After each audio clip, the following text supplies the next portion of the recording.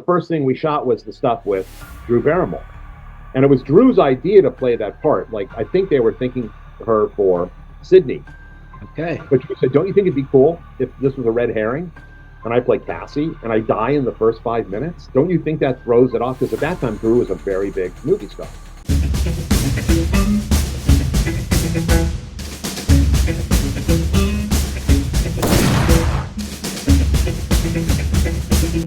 Just backstepping a little bit, one of the reasons why I just didn't have faith in the movie is there was very little description of what anything was in the script. And the killer, which wasn't Scream Face or whatever people call it now, because there's all this mythology behind something that just kind of happened. Similar to Predator, like I was at a convention and somebody's like, I love the bio, and I'm like, what? I said, the netting? And they're like, yeah, just me. And I said, bullshit, that's to cover bad seams. Because like we had to knock this thing out. So Steve Wang had the brilliant idea, let's cover it with netting, which will then take away the ugliness of the problems on the suit. But everybody thinks it helps him be invisible. Okay, whatever. So we're trying to figure out what the shit this killer looks like. We do a ton of drawings. John Bisson, who was our artist at the time, did all these drawings. And Wes is like, not it, not it, not it, not. And I'm like, what do you want? What do you want? Couldn't figure it out. Anyhow, Wes goes on a location scout and he's shooting photos, of stuff. And he shoots a photo in a bedroom looking out of the window just to see what that looks like. When he gets the photos back, he notices there's a mask hanging up in the side of the bedroom. And he's like, shit, that's it. And it was, a store-bought Scream mask, And he's like, Howard, that's the mask. And I'm like, okay, so that's going to be the killer. He's like, but we don't have the rights, so we have to sculpt one. So Kurtzman sculpted like a whole bunch of different versions because everybody, Bob Weinstein had a take, Harvey Weinstein had a take, Wes had a take, Kevin Williamson had a take. So there's like 5 different masks in the movie. And so we manufactured all these masks and built the hoods and all that stuff. And, we were just like, this is just a mindless a film. Yeah. I don't get it. Also, the first thing we shot was the stuff with Drew Barrymore. And it was Drew's idea to play that part. Like, I think they were thinking her for Sydney. Okay. But Drew said, don't you think it'd be cool if this was a red herring and I play Cassie and I die in the first 5 minutes? Don't you think that throws it off? Because at that time, Drew was a very big movie star.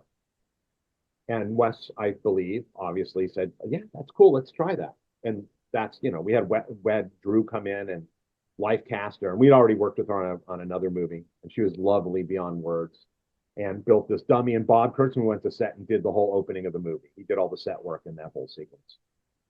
And, and that was part of how cool the movie ended up being. Like, that's a great way to start the film. Like, Wes threw everybody off. And then, through the course of it, it all turned out. And now they have like, what is it, Scream 427 now? Yeah. I don't know. Yeah, I've lost track. I mean, we worked on 2 and 3, but it was extremely minimal. And by that time, they had gotten the rights to the original mask that Wes saw hanging, and they were just using those and not ours. Okay. So there was really like, I think I did a scissor in somebody's neck, and I don't know. I still had the same lackluster interest in working on set. So I was like, God, really, we're doing another Scream. And then when they did Scream 4, which I think was that was the last film that Wes did before he passed away, I think. We ended up not working on it. So I think they just hired locally, or didn't want to spend any money. What a surprise. Yeah. I think for some reason, I want to say they shot it in Atlanta, maybe. I don't remember. Yeah. But we did Scream, 2, 3, and 4. And I was friendly with Wes when I was on set. Greg was very friendly and maintained a relationship with Wes, and really those two got along very well, which is great. And that kept Wes always thinking of us. He made us part of his family, for quite a long time, and that was great. And he was a great filmmaker and a really great guy, and just a different way he thought about horror and making movies. And it was always a very humane set, with the exception of shooting nights. So, but he was a very humane set. He ran a great set. He had great people on his movies that were always returning. So it was like a family. So that's the story of Scream.